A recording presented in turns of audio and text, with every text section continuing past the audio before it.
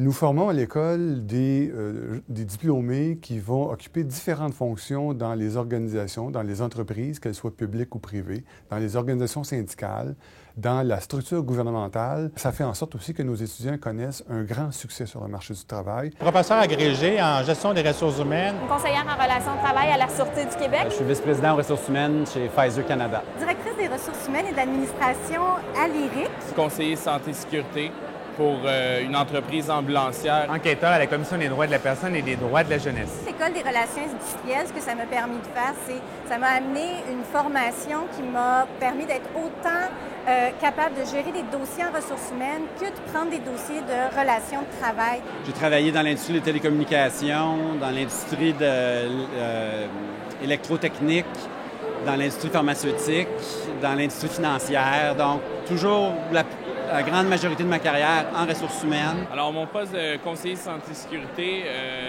m'amène principalement à gérer les dossiers d'accidents de travail, donc tout ce qui est lésions professionnelles et dossiers envers la CSST. Un des atouts, je pense, d'une formation en relations industrielles, c'est la multidisciplinarité de la formation.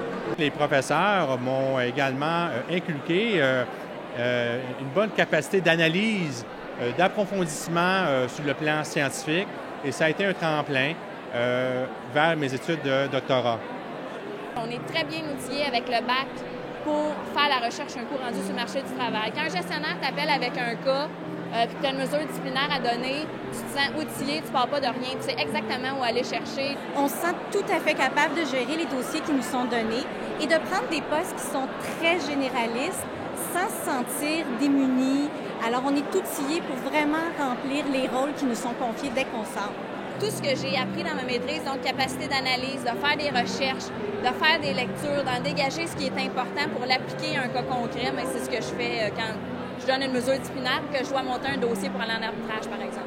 D'autres de nos doctorants ont connu des carrières plutôt du côté gouvernemental en matière de recherche. Donc, occupant des statuts de chercheurs, de conseillers de haut niveau, soit au gouvernement fédéral, soit au gouvernement provincial. Pour l'instant, je me suis dirigé évidemment vers la santé-sécurité. Il n'y a rien qui m'empêche un jour de faire un virage et aller vers d'autres domaines comme plutôt relations de travail ou ressources humaines.